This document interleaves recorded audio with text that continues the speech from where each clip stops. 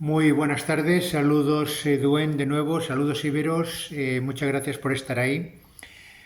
Seguimos estando en este viernes, día 27 de octubre del año 2023 y les vamos a relatar otro episodio extraordinariamente importante,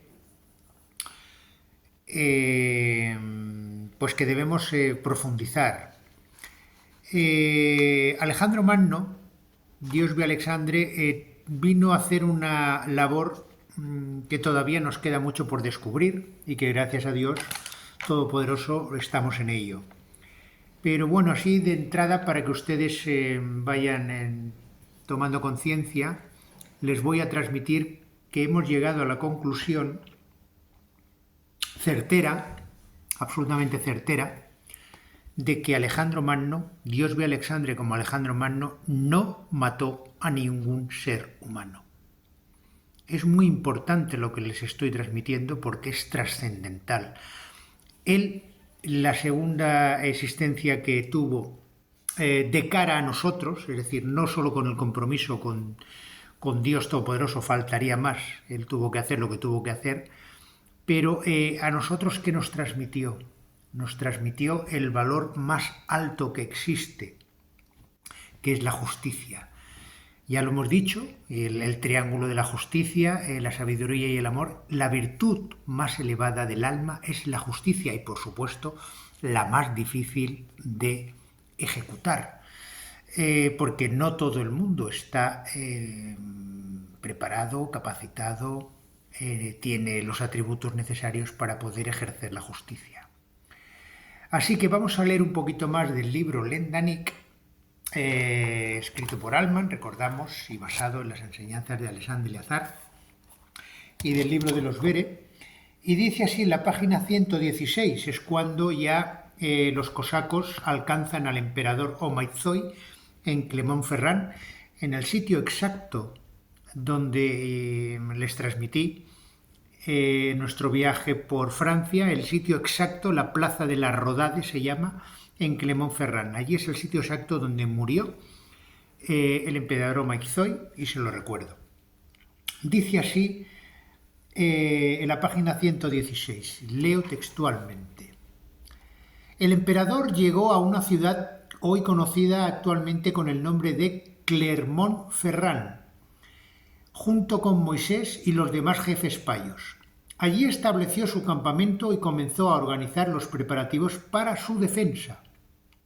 Sin embargo, los cosacos Bere ya habían arribado a aquel territorio y frustraron cualquier intento de reorganización de las tropas payas. Omaizoi no tardó en caer prisionero de estos. Después, al llegar las noticias de su apresamiento a Alexandre, este y sus capitanes llegarían presurosos a aquella ciudad de los valientes Auvernes, llamada Calairemón. Luego, a petición de sus capitanes y con su asentimiento, Alexandre amarró con sus propias manos al vencido sol de los payos Omaizoi. Lo ató a una gran rueda de carro situada sobre un estrado.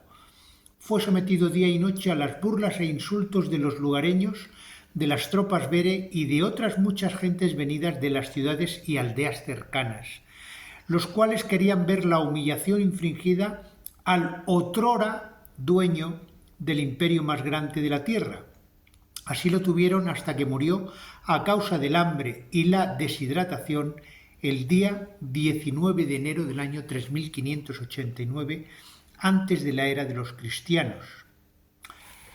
Muy bien, pues aquí hemos detallado lo que ocurrió y efectivamente murió el emperador Omaizoi, pero no fue, ¿cómo decirles?, matado, asesinado, fue ajusticiado.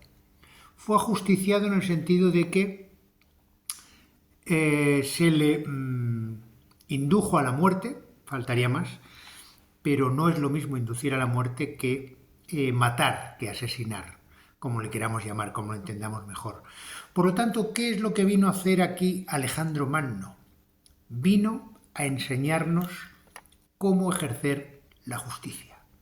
Fíjense que él ejecuta a justicia al emperador, al máximo responsable de esa atrocidad llamada Segundo Imperio Payo, que tenía esclavizada a toda la humanidad.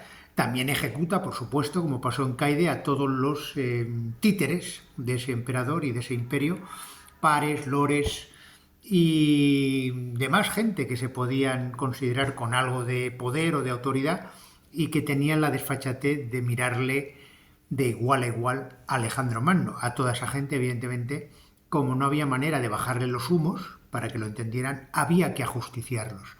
Y a toda esa gente se les ajustició por parte de sus capitanes y cosacos. Pero Alejandro Magno, directamente, para entendernos, nunca con su espada le quitó la vida a ningún otro ser humano. Por lo tanto, ejercer la justicia, recordamos, es lo más elevado y va en función de esos dos elementos que son los que llevan a ejercer la justicia, que son el amor y la sabiduría.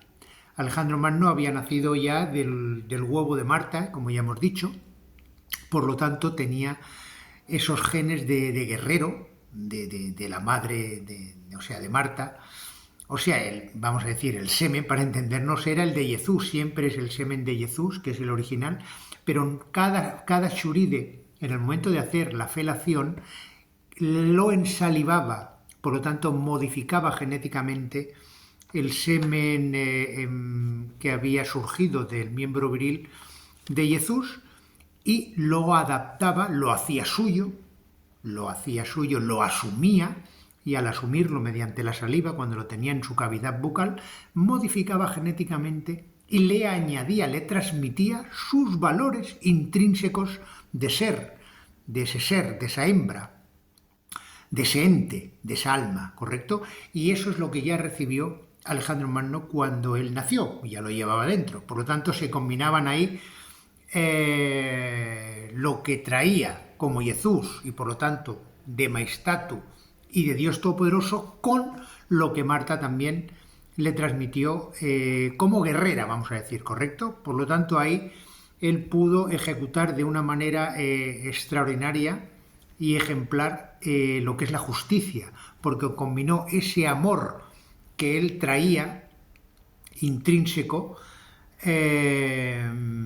por mediación, repetimos, de Maestatu y de Dios Todopoderoso, ya tenía esa línea en el semen de Jesús y con lo que también le transmitió a través de su saliva Marta, ¿correcto? Así que todos esos valores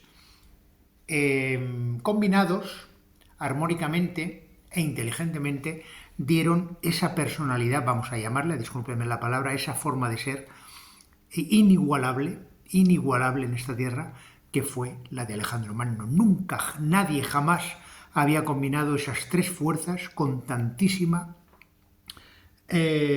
contundencia, equilibrio y habiendo logrado, por supuesto, todo lo que él logró, que nunca nadie más, por supuesto, en esta tierra va a poder ni siquiera acercarse. Hoy tienen que volver a esclavizar a la gente para lograr que vayan a la guerra, ahora mismo en la guerra, en fin, en esta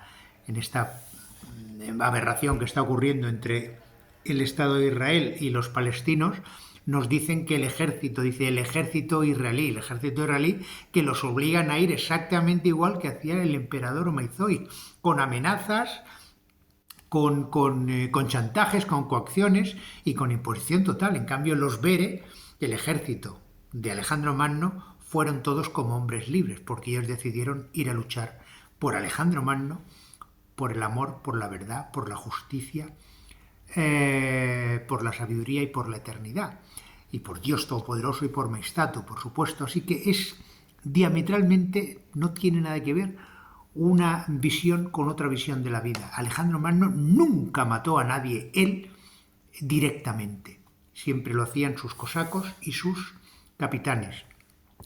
Y sí, evidentemente, en el momento de Omaizoy tuvo que ser él el que lo ató, lo amarró a la rueda, por petición siempre de sus capitanes.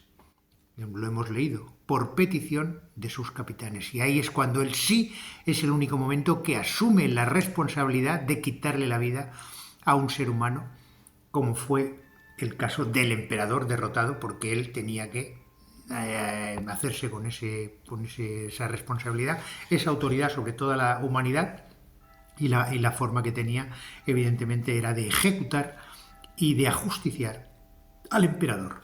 ¿Correcto? Así que lo que nos enseñó, sobre todas las cosas, al final, es la justicia.